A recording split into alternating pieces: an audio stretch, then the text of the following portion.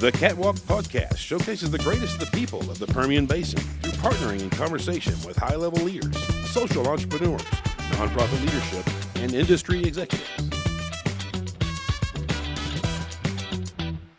Welcome back, Catwalkers, to another week of the Catwalk Show.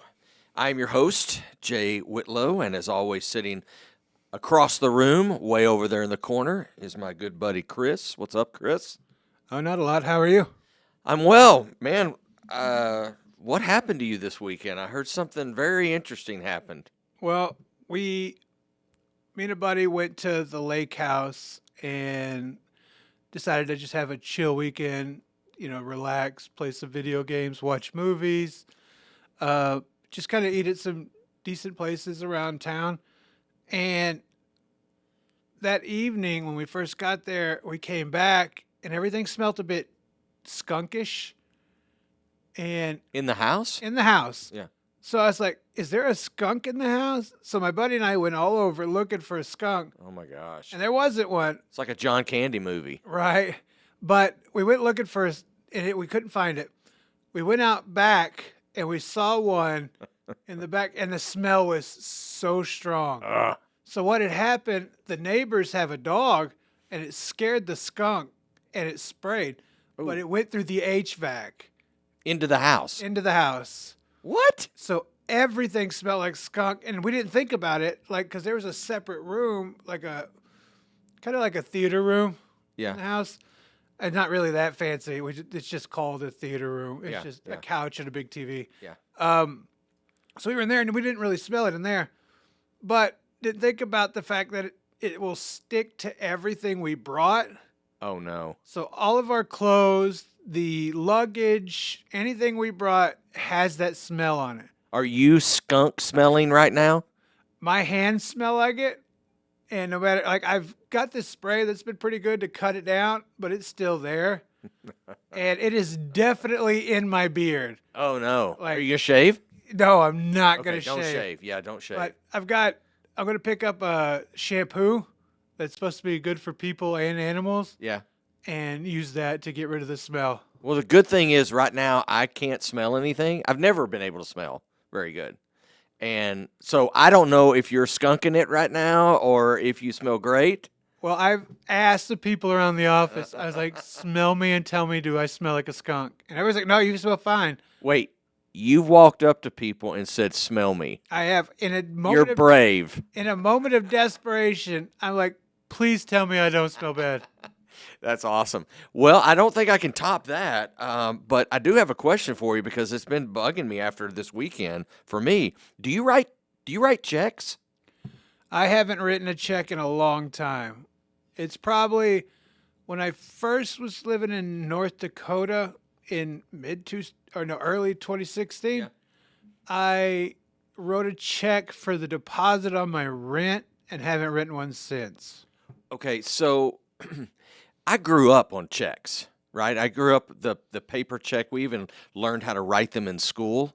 But my parents, that's what they did, right? Because it was in the 60s and 70s and 80s. We wrote checks, and you were considered rich if you had the duplicate check system, where you could write and have the carbon copy underneath and Right. stuff. We didn't have that for quite some time because we weren't rich until maybe I got into high school or college. But I never grew up on the ATM card. That came obviously a little bit later. My kids don't have a clue what checks are, right? Because we had some when they were little, but definitely not. Are checks a thing? Does it drive you crazy if you're at the grocery store and somebody pulls out their checkbook? Yes. So if in the world of digital, Yeah. we don't need to be writing checks. There is no reason for it anymore. Even we have ACH debits. Yeah, which is electronic check. basically- Yeah, basically electronic check. You can do that. But if you're buying groceries, there's no reason to sit there and write out an entire check. Yeah. Because everything that you could do with a check, you could do it faster with a debit card. Yeah. And it's, what was it? In 2000, I looked this up because we were having this conversation the other day. 6 out of 10 people wrote checks in the year 2000. Really? Today, 1 in 20. Wait, 1 in 20 people? Yeah. And the majority of that is 65 plus. Well, I think I ran into all of those people over the weekend because it seemed like wherever I would go, somebody was writing a check that delayed my time at the store, right? And not only that, but I had some car work done recently on my vehicle, which is a issue with me, right? And so I'm having some work done, and the place, I won't mention what it is, was like, we only take check and cash, but we do take credit cards. And I was like, oh, well, I've got a debit card. That's the same thing as a credit card. And so the lady at the counter, and I'm not kidding you on this, Chris, this happened in Midland, Texas. She pulls out this little, it looked like a shoebox, right? And she put the card on there, and she did the whole whack, whack. Do you remember those days? Yeah. The manual credit card where it took an imprint of my debit card. And she's like, we'll run this through whatever channels we will later. It still has not cleared my bank yet. And this was like Friday. It'll be like 3 months before you see that. I'm sure it is. And I need that to clear pretty quick. But I just don't know. If you still write checks, bless you. That is awesome. But I need quick. I need fast. Is it awesome though? Because I'm It is passing awesome. judgment on you. If you write checks, I'm passing judgment. Well, I'm going to ask our guest today if he still writes checks. And that may change my whole view of the check writing system if this guy writes a check. So let me tell you about our guest today. We are excited to welcome to the catwalk today Patrick Payton. Patrick retired from Stonegate Fellowship as pastor there in October of 2018. And since then, he has started the Payton Group, which is a group that he leads where they handle leadership, coaching, performance organization. They're committed to personal and excellent growth and growing individuals, unleashing the human potential. In addition to Patrick's professional career, he's met with presidents, he's met with Congress, United Nations, various other leaders and organizations that have dealt with human rights and religious freedom. In 2015, he was selected to the inaugural class of the Presidential Leadership Scholars Initiative. And then in 2019, he ran on a platform to push Midland toward being a top 100 city in the state of Texas and in the nation when he became the 30th mayor of Midland. And he and his wife, Cindy, have been married since 1989, and they have 3 grown children and 5 grandchildren. So we are excited after the break for you to hear our conversation with Patrick Payton. Elevate your operation with Performance Chemical Company, the pioneers in redefining chemical solutions for the oil and gas industry in the Permian Basin. Unveiling groundbreaking ideas since 2017, our dry chemistry plant stands as a testament to innovation. Our products and services revolutionize water treatment, production, midstream, and saltwater disposals. We're your strategic partners in optimizing investments, slashing operating expenses. Performance Chemical Company. How you get there matters. Well, welcome back to the Catwalk. We're so excited for you to be with us today, and I want to welcome our special guest. This is Patrick Payton. Patrick, welcome to the Catwalk. Thanks. Good to be here, Jay. Hey, before the break, Chris and I were talking about something that happened to me this weekend. So I am at Target, and I really want to get in and I want to get out pretty quickly. And there's a lady writing a check. She pulls out her little checkbook, and as I said in the opening, I grew up with checks. Yeah. And you were rich if you had the duplicate. Right. Right? Right. So I turned around and You looked mean at the carbon copy? Yeah, the carbon copy. Yeah, the duplicate. yeah, If you had that, you were rich.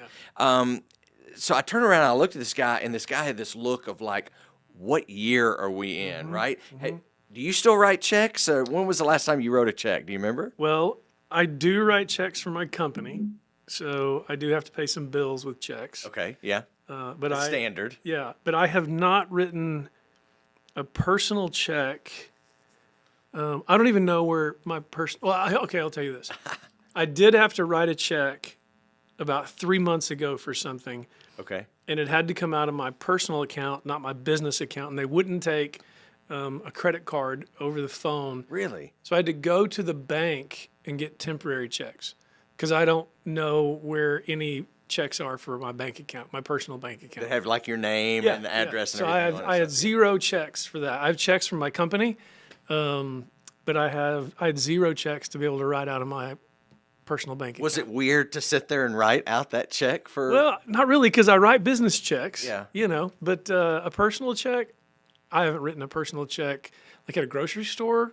Yeah. Good Lord, probably 20 years. And then sit there and balance it while you're never did at that. the, I at never the did that. register. I never she was doing balanced a that. check. It was crazy. My wife did all of the accounting and does all the accounting in our Yeah. family.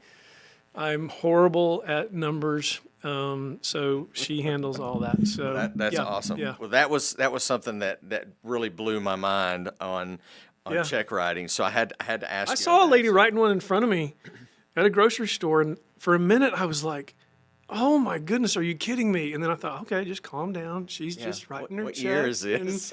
And and the poor person that's the cashier person Yeah. doesn't know Does what she know to what it do. was? Doesn't even know what to do. Do you need to give me your driver's license? Remember that? You had to give me your driver's license and all that good stuff. Yeah. So I remember going to the grocery store and writing checks to get cash. Okay. Yeah.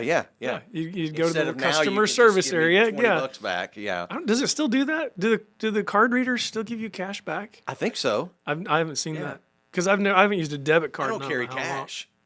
No, I have a funny story about cash. Okay. You ever heard of Cancun Grill here in Midland? Yeah. Okay, so I eat Love it. there a lot. Nemesio. Yeah. Yeah, so I go there a lot. When I was mayor, I was downtown all the time. I'd go in the evenings. And Right.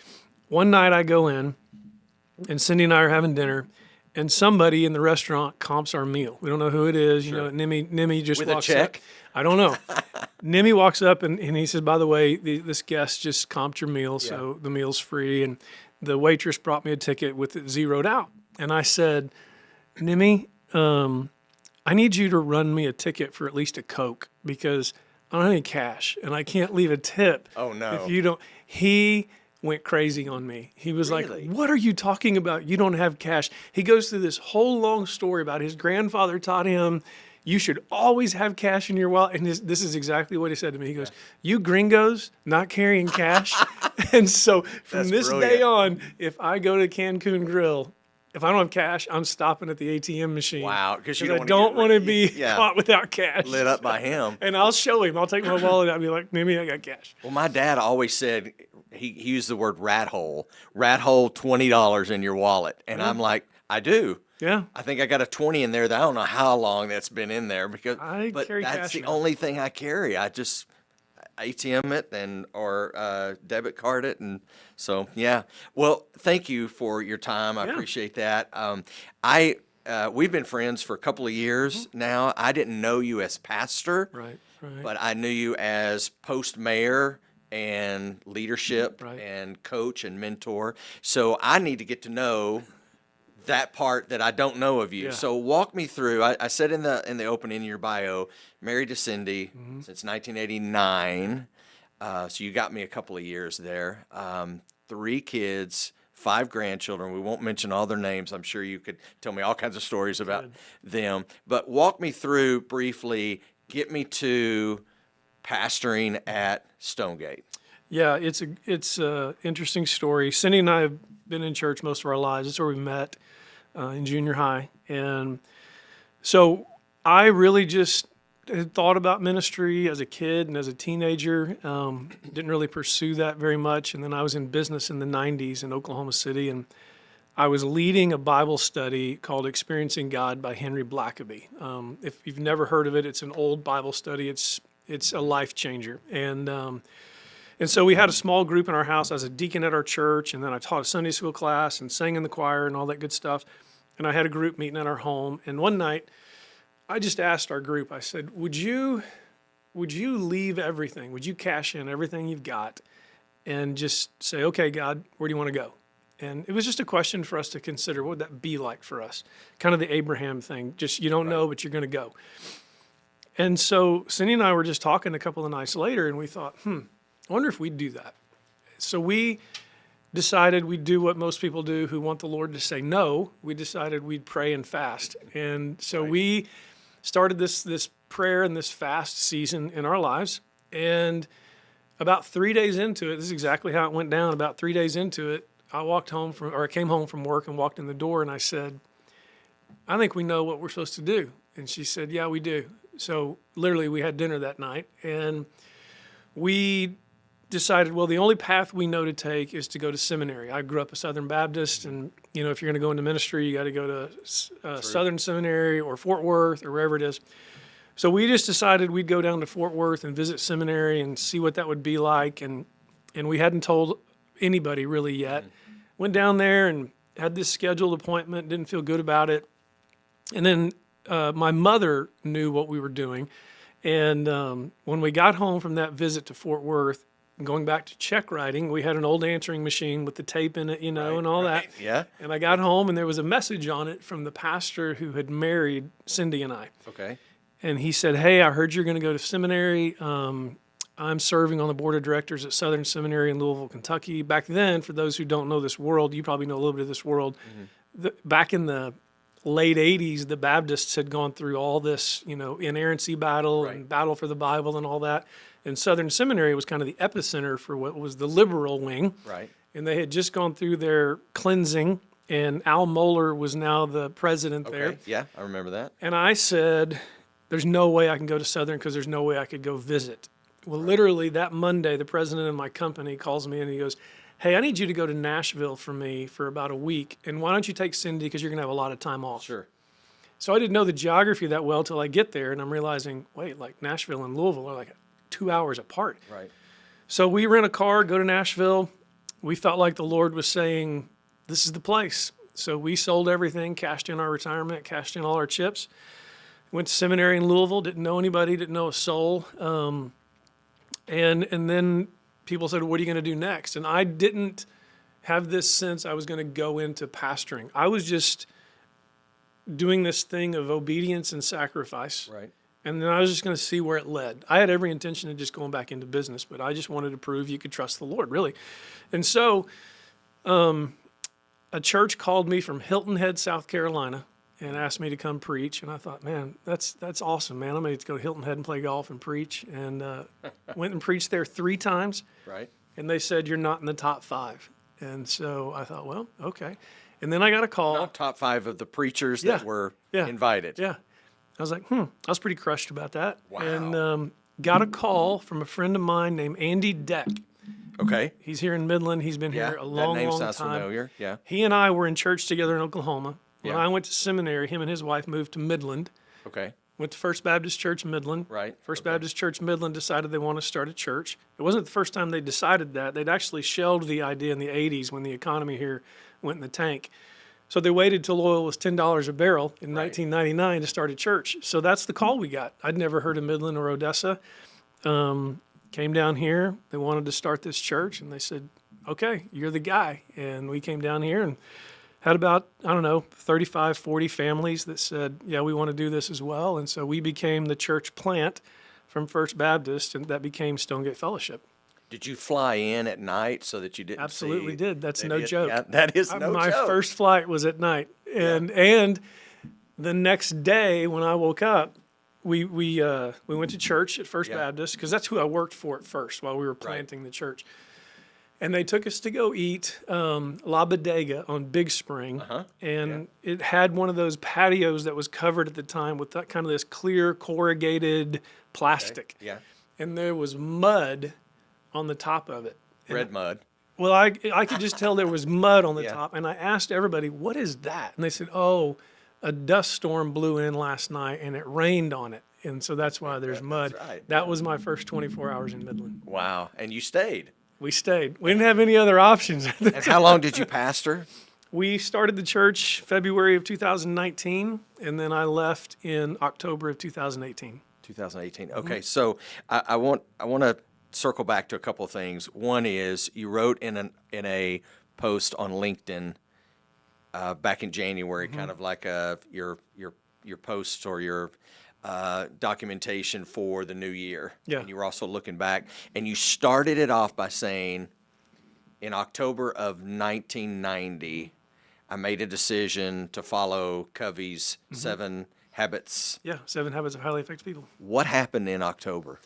Well, I had taken my first, not my first job, but it was really the launch to my career. I was in the restaurant, food and beverage business and brokerage business. And a mentor of mine named Ron Fishman, who I only knew about 3 weeks, he was actually my trainer when I went to work for this company.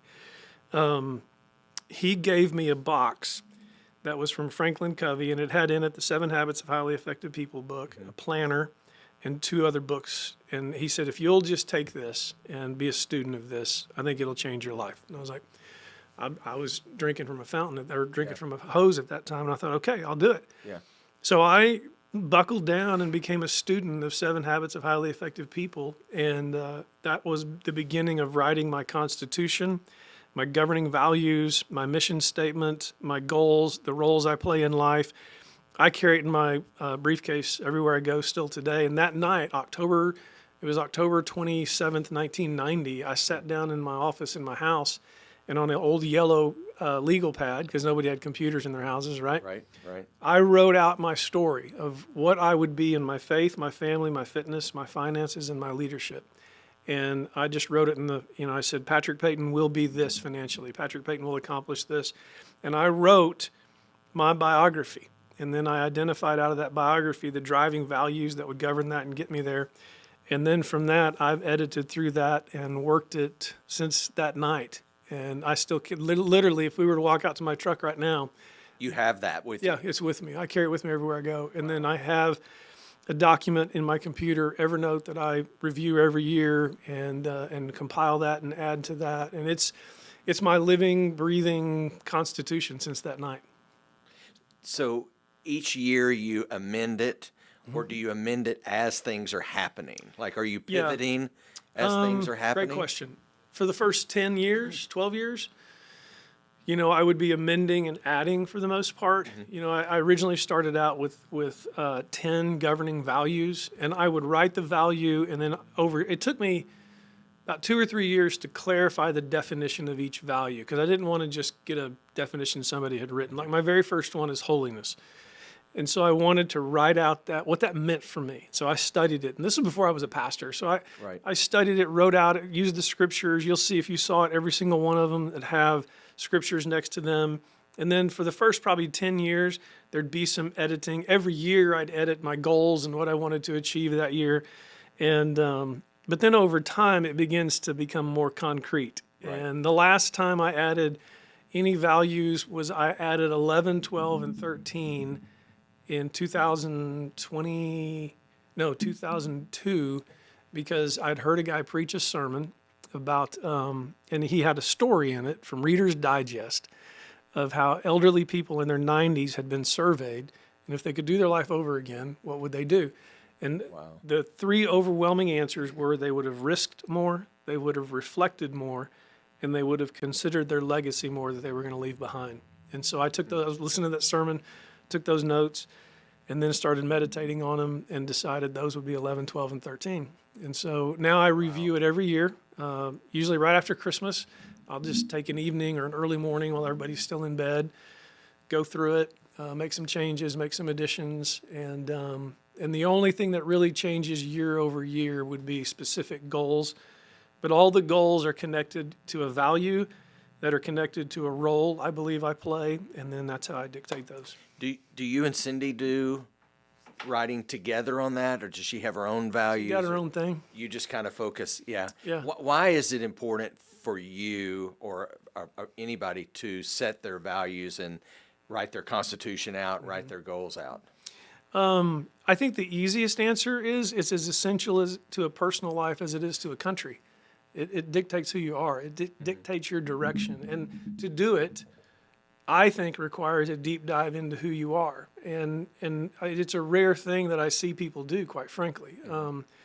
Over my 30 plus years of working with people, I've had a lot of people come up to me and say, would you mentor me? And my rule is, well, under one condition. You have to go buy a copy of the book, 7 Habits of Highly Effective People, and you have to work it. So I'll tell them to get the workbook, to get the book. Now, there wasn't a workbook back when I got it. That book was published in 1989. So when I got a hold of it, it was a year old. never had a person return with that finished. Really? Yep, never. So when you ask, why is it important? I think the effort that it takes is why it's important. It requires you to sit down for a long time and go, okay, what do I really, really, really believe? Covey used to say, like in that box I mentioned was a videotape, an old VCR tape. Right. And it was Stephen Covey giving a talk. And he was defining values, and he was using the World Trade Center as an example. And he said, imagine if we're on top of the World Trade Center, I'm on one side and you're on the other, and we lay a steel I-beam across it. And he goes, and I float a $100 bill over and say, if you'll cross this, I'll give you the $100 bill. He said, none of you would do that. Sure. Even if we're joking, you wouldn't do that. He said, but if I took your most prized possession, which is probably your relationship, I took your wife and set her on the edge, or your children, and I said, I'm going to push them off if you don't cross this I-beam. He said, you'll give your life for that. And he said, so before run across it. You'll run across, you'll crawl, you'll do whatever you have to do. So he said, before you start telling me it's a value, answer for me what you'll give your life for. And so that image in my little I was 22 years old, brain just said, oh my goodness, what's going to dictate me? And, it's just become...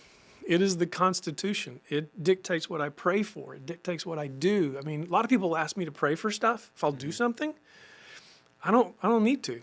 I'm going to go through those 13 things that I've literally prayed into the core of my being, that I can legitimately say every one of them have a scriptural foundation, and I'm in. And so I think it's just, and by the way, that document I wrote, every single thing I wrote in that document has happened. Really? Mm-hmm. Every single thing. So you were pastoring Stonegate. It's a church plant. I've come out of ministry before, 2 tours of duty at ministry. And baseball players have, when they go up to bat, they have a walk-up song. Mm-hmm. What would be your pastoral preaching walk-up song? Oh, that's funny you say that, because so there was Do you have one? Well, okay. There's a season at Stonegate where we had services on Sunday morning and Sunday night because we had so many people. We were trying to figure out how to manage the crowd. And Right. the funnest crowd was the 4th service, the last one at night. Okay, yeah. Because it's the loosest. They've been all out all day. Probably non-traditional. Well, all of our services were non-traditional. No, I mean non-traditional churchgoers. Oh, yeah. I mean, they're weren't raised in the church. No, they were the party house. I mean, they were fun. And I'd usually kind of lost some filters by that time. And I was backstage talking to our praise band, who were incredibly talented. And I said, hey, let's have some fun. Let's do some walk-up songs. Yeah. So we did a Boston walk-up song. We did an AC/DC walk-up song. And honestly... Wait, you did AC/DC in the church? Yeah, we did. Okay. That's going to blow people's minds right now, right? We did some crazy stuff. But if I was going to do a walk-up song, it would probably... This one, most of your listeners will probably have to look up. It would probably be a Slipknot song. Really? Yeah. Okay. Yeah. Okay. So... Okay, I love that. Which one? I'll probably not I'm putting it in my answer that Spotify as question. soon as we're done. I'll tell you when we're off the air, because I don't want anybody to listen to that song and make a judgment they're not qualified to make. That's true. That's true. I can think of some songs right now by them. I would have, if you'd have given me 10 guesses, I would have not guessed. Nobody would have. Slipknot. Nobody would have. But AC/DC, I could see that. Boston, I could see that. I have, when I was running for mayor, I'll pull it up here and look at it. When I was running for mayor, I had a pre-debate playlist that Pre-debate, okay, that so would pump you up we did and- 12 debates, Yeah. which was ridiculous. And my pre-debate playlist was Psychosocial by Slipknot, Yeah. All Out Life by Slipknot, Rock and Roll Train by AC/DC, Yeah. Smokin' by Boston, Rise by The Cult, which would be a good walk-up song, Yeah. Don't Drink the Water, Dave Matthews Live. Okay. Yeah. These two are funny. Not Afraid by Eminem, Cinderella That is Man, funny. Eminem, All My Life, The Foo Fighters, The Confessor by Joe Walsh, Yeah. New Awakening by Killswitch Engage. Anyways, Metallica, Those are brilliant. Van Halen, and A Warrior's Call by Volbeat was the last one. I would add that is brilliant. I would add Crossfire, Stevie Ray Vaughan to that. Yeah, see, he's a little too calm for my walk up. Really? That's just a great guitar riff at the beginning of that. But it's a funny deal. We did that one night, and Yeah. we did like 3 different songs. Slipknot. That's and awesome. I ran to the back, and then they'd play, and I'd run out onto the stage. We Now, had- this next question, I don't think Slipknot's going to make it in there, but who did you listen to that made you fall in love with music back in the day? What artist or that's- band you were So like, I- music? Oh, my Yeah. goodness. Another great question. My sister and I were raised by a single mom. When we were little kids, our family split up. And so the radio Right. was a key deal for us. I mean, it was before our family split up. We had the old console that had the 8-track in it, and the table. What do you call it? Record, player. Yeah. Forgot what it was. Vinyl. Yeah, and the FM, AM radio dial, and we always had You're music. blowing everybody's minds right now that's I know. under 30. Yes. Right? So music became our place of peace in Right, our turmoil, right, you right. know? And so what I grew up listening to was Fleetwood Mac Mm-hmm. and Boston and 38 Special, which was a little bit later. Mm-hmm. So all these, and oddly enough, Elvis. My mom Yeah, loved yeah. Elvis, and so we'd listen to Elvis. So everything that you would hear on XM radio, on classic vinyl, I grew up with. And so it's even how people always ask, because I'm a huge Oklahoma Sooners fan, and people are like, did you go to school at OU? And I was like, no. But my mom raised me on listening to games on the radio. And Right. so, yeah, it was, that is the collection. That's the music I listen to. And I can pretty much get in a song war with somebody. And if it came out of the 70s or 80s, I'm going to win. And I don't doubt that at all. but I That's love awesome. that. Just love it. Yeah. I love all kinds of music. I love the symphony. I love the symphony. I cry at every symphony I go to. Oh, really? I just get moved by it. Do you cry at movies? Oh yeah. Really? Absolutely. Which one gets you? Oh, good grief! The one that got me the most was Marley and Me. Okay, yeah, I was weeping in Marley and Me, and I'm wondering why Yeah. nobody else is losing it. Yeah, that is. And I went to go see U2 at the Sphere in Yes, Vegas. Yes. And that was the Wait, anthem. at the Sphere? Yeah. Yeah, it's Oh, phenomenal. that's on my Phenomenal. bucket list. Oh, you need to go get it quick. I probably cried through half the set. And my wife jokes Really? about it. Like she's I like, love you too. She says, "I know you're going to cry through this whole thing." I'm like, Yeah. "You're right, I am." I mean, and because that was the track, Yeah, in the the soundtrack of late my life. 80s Yeah. and early 90s. That's the soundtrack. And so, yeah, it's but I've already told my wife 2 songs I want played at my funeral: "Simple Man" and yeah. "Bartender" by Dave Matthews. Really? Yeah. Bartender's a great song. Yeah. Will seen you him at have concert Will you have an twice. open mic at your funeral? No. I want an open mic at my funeral. No, I think that'd be brilliant. I want to spare my family that. I want everybody that's ever wanted to say something. Now's your chance. Nope. To say it, and we'll record Nope. it, and it'll be there forever. Remember, so. I was mayor, so True. So that great segue. Yeah. Let's get into that. So you left Stonegate. Your bio says you retired Yep. from pastoring, Right. which maybe that from what I understand, you retired from that as the job, Yeah. but never from the ministry. I think life you- is ministry. so Life is yeah. ministry, right? So you retired from being pastor and you moved into that season of mayor. What was the moment that you said, this is what God's wanting me to do next? It was a culmination of many people just calling me and saying, "Hey, would you do this? Would you run for mayor? We think you should run for mayor." It matched up with my values. I thought, okay, it's a bigger thing for me to serve. It's bigger than me. It's a legacy I can leave. I can take a risk. It's an opportunity for me to serve the community that's given so much to me, and so I actually gave one night. We were sitting at home. I didn't want to do it, and so I made a list of 7 reasons that I thought were compelling reasons I should not do it. And Cindy was sitting in the living room next to where I was, and I walked over and I said, "Here's my list. I think this is my decision." And she takes it, she looks at it, and it goes about this long. She looks at it, and she goes, "You know you're supposed to do this, so just take your piece of paper back." And Like, okay, game on. So that was it. That's how we made the decision. And, you know, in the end, I think we look back in hindsight and go, it was exactly what we were supposed to do. Who would have known, you know, Sure. January and then February were the only normal months, and then all hell breaks loose with COVID. So I felt like I had an opportunity to pastor a community, and that's what we tried to do. Where were you? Everybody says they can remember when the world shut down, basically. Where were you at that time when you got either the call or the notification Yep. that the world is changing? Where were you? I was in the basement of City Hall. We had already been hearing word, you know. We had heard that there was things going on in this place in China. We'd heard rumblings. We had gotten word. So we called a special meeting in the basement of City Hall to have a discussion, and our phones are all ringing. I'm getting calls from all over the nation telling me the president's getting ready to shut the country down. So I actually walked out into the hallway and called all my kids and my wife and said, hey, you might go to the store and just get some water. Who knew toilet paper was going to be Who the most knew? important Yeah. thing?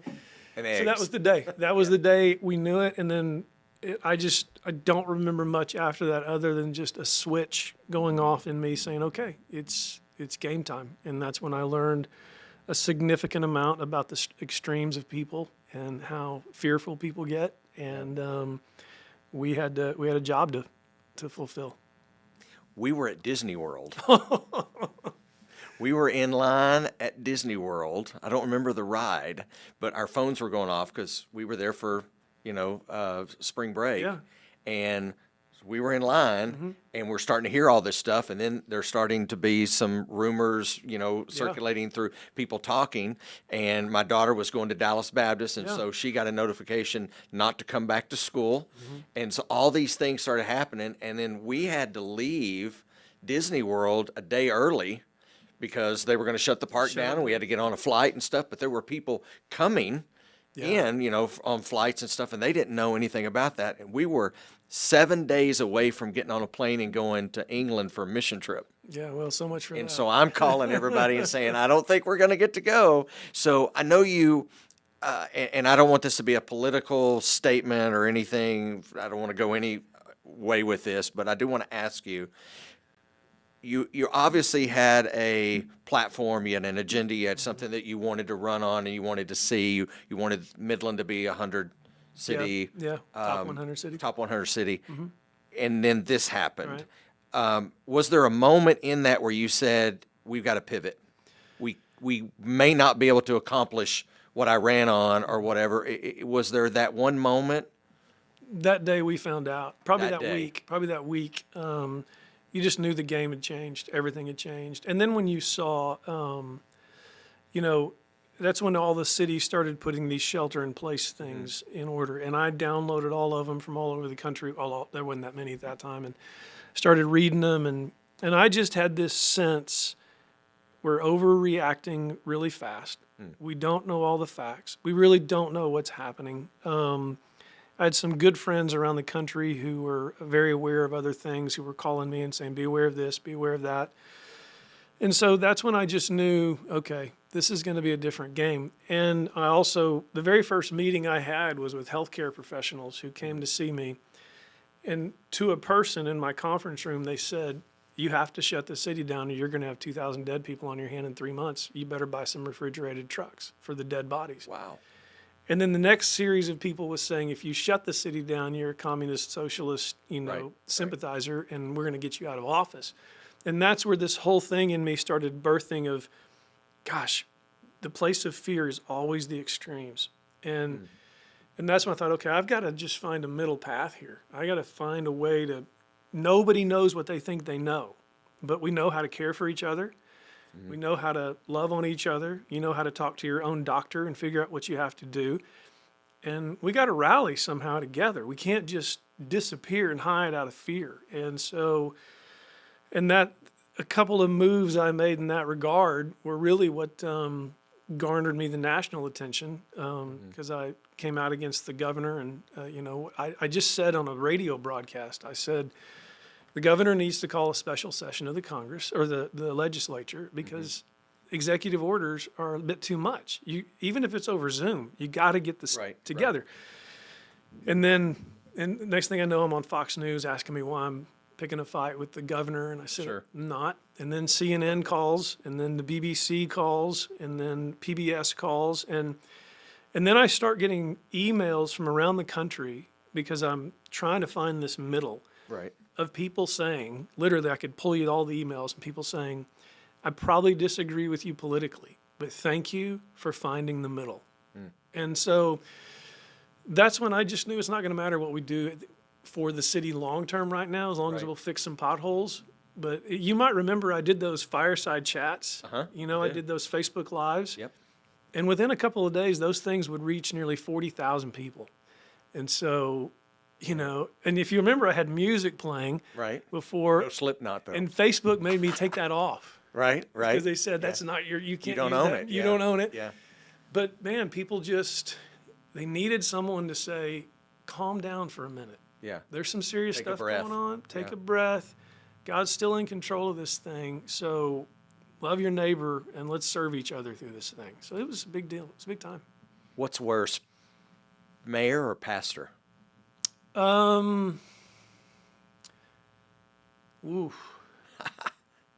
They're almost the same. Are they?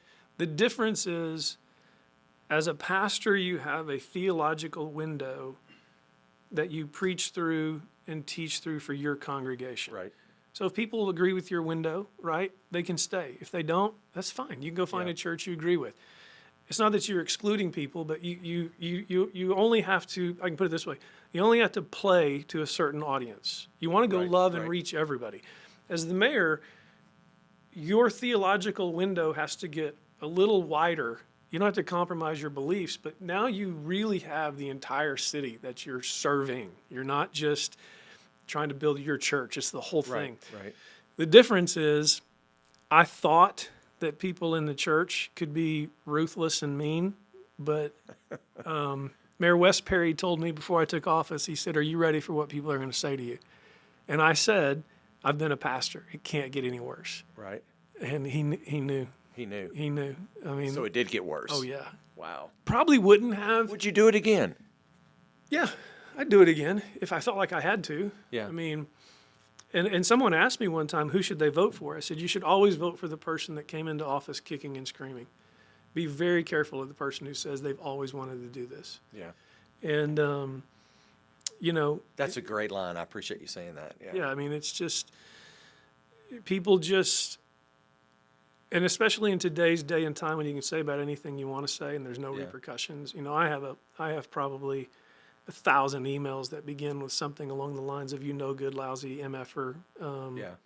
Followed by, I hope you get COVID in the worst case and there's no bed for you and you die a horrible death. I mean, Blessings at the end. Not or really. your friend. And I learned, this is when I also learned the value, I knew it and you know it, Yeah. but I learned the value of a handwritten thank you note of appreciation and just an email out of nowhere to say, appreciate you. Because people who like you and support you will send you something and say, hey, good job, we're praying for you. People who hate you will write you a book. Yeah. And it's For like everyone to see. Yeah, it's like the hate dictionary is so much bigger than the love dictionary. So that was you had to go, okay, I'm living according to my values. I'm not compromising anywhere. I can go to bed and sleep with peace, but it was a beatdown, man. Did your leadership style change during that season? Yeah, another good question. I think I learned to even listen more. I think I learned that I had to play the role of letting everybody, I'll use a Coveyism. He talks about seeking win-win, but also seeking first to understand before demanding to be understood. And as pastors, we sometimes think we're the ones that need to be understood because of our message. So I had to take on the posture of, hang on a minute, I'm going to have to take some time to understand and listen a little longer and listen a little slower and put myself in their shoes. And I started using the phrase, until I can express the opposition's opinion as well as them, then I'm not ready for them to support my position.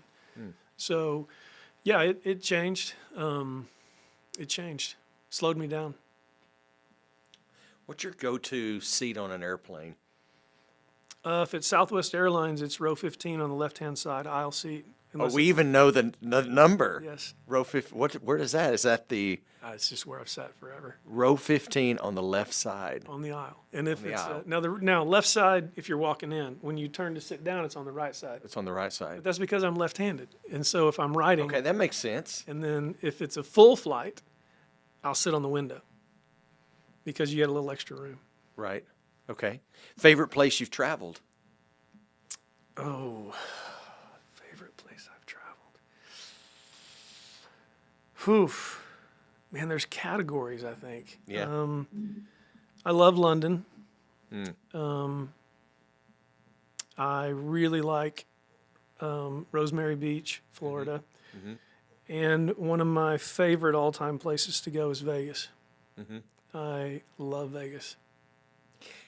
You've walked out of pastoring. You've walked out of being a mayor, politics, Right. and you're now into coaching, mentoring. Yeah. What's the best part about that new season? Oh, it's so go back to Ron Fishman, who introduced me to 7 Habits. The best part is being 57 years old and having a lot of different life experiences and sitting across a 20 or 30-year-old's desk and sometimes even a 50 or 60-year-old's desk and switching roles from being a sage on the stage to a guide on the side and almost taking on a Yoda perspective in some regards and just asking, how can I help you get where you need to go?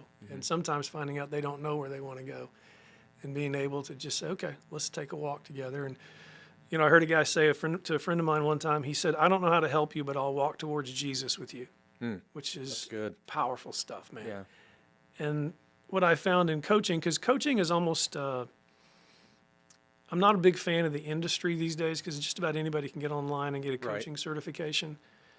But I'm thankful that I've had a multitude of experiences and, like I said, about 35 years of an interesting journey that now I can just listen and say, okay, let's talk about this. Yeah. Let's go have coffee and talk about this. And then you get in relationships of trust where these executives or others will call you in the midst of something and say, I just need to talk to you for a minute.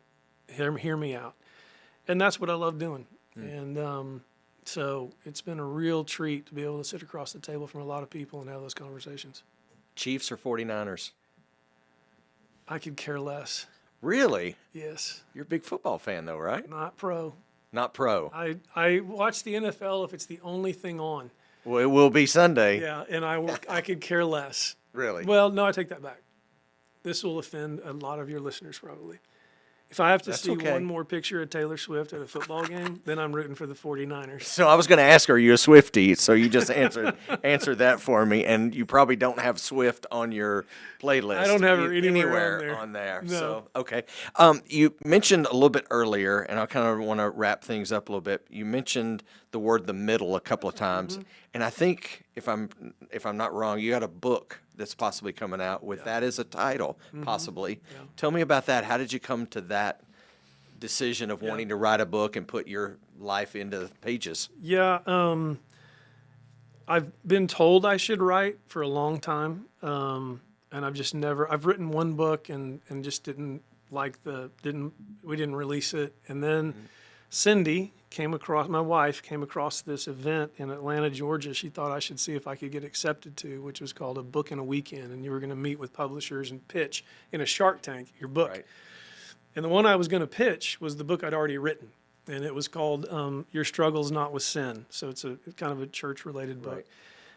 And I was getting ready to submit my book proposal. You don't submit a manuscript, you submit a proposal. And I thought, man, I think I need to write a book about the radical middle because they're the real radicals now. I mean, because, in the world we came from the church, if you were anything less than, people so misinterpret that scripture that neither hot nor cold, if you're lukewarm, I'll spew you out of my mouth. I mean, the whole point of that is be really cold or really hot, but just, Right. Don't be undecided. And people take that out of context in many respects.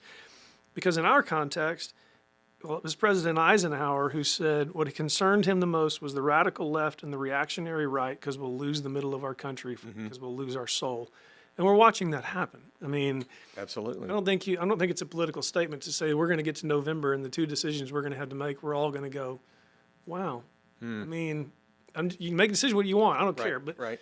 still, you can't look up and go, those are the best two people we've got. That's all we got. And so when I talk to people, just everyday people, and they're like, could we just calm down? It's kind of like COVID. Could we just calm down? And so the whole thesis just ran together for me for this rescuing the radical middle. And when I pitched it to the publishers, all of them said, this book has to get published. And so we're working on it now, and we'll see if we can get it published in the next few months. Do you have a date that it might Not come yet. out? Not No? yet. No. So, but it's going to take a lot of work. But I think the message is probably, for my audience, I'll be speaking more in churches than anywhere else because, churches are sometimes some of the worst Republicans and sometimes the worst Democrats. We're kind of the worst of both Could sides. be, yeah, And true.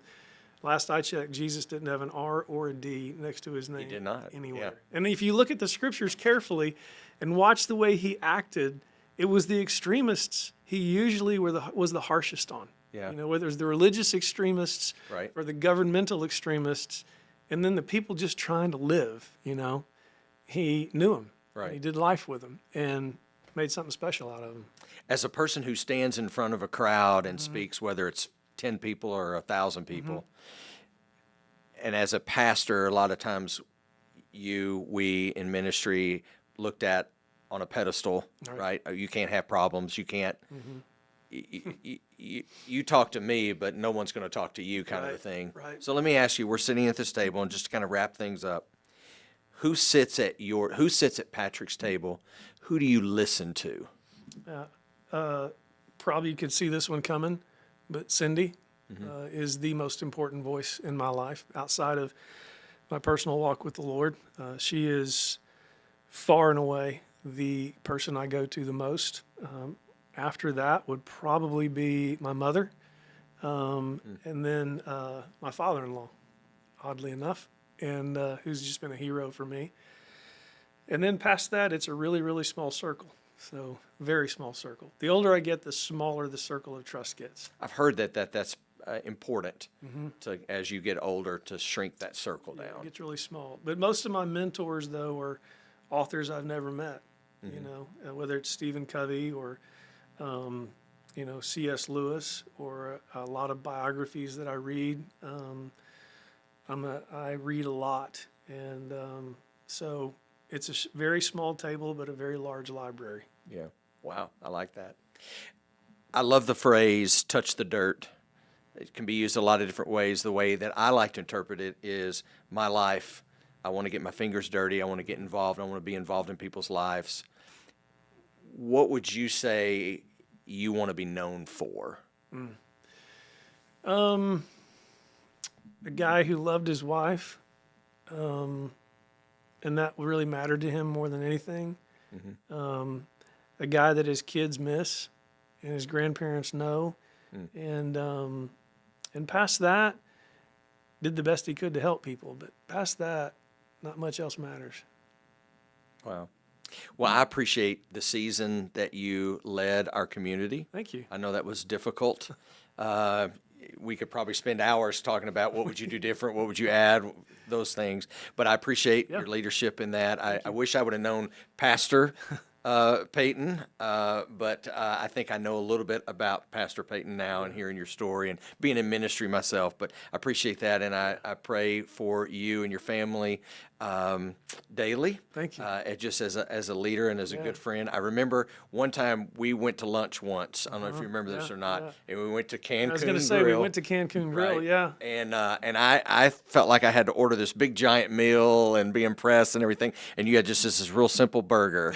And I was like, I love this guy. He's simple. He's supposed to be, this big former mayor and this big person. And you just got this real simple burger that was plain. And that really impressed me a lot. But I appreciate you, appreciate our friendship. And thank you so much for your time today. So I hope this has been good for you. I've been encouraged and blessed. Thank you again for joining with us. And as always, we say, don't be sad it's over. Just be glad it happened. We will see everybody next week. Elevate your operation with with Performance Chemical Company, the pioneers in redefining chemical solutions for the oil and gas industry in the Permian Basin. Unveiling groundbreaking ideas since 2017, our dry chemistry plant stands as a testament to innovation. Our products and services revolutionize water treatment, production, midstream, and saltwater disposals. We're your strategic partners in optimizing investments, slashing operating expenses. Performance Chemical Company. How you get there matters.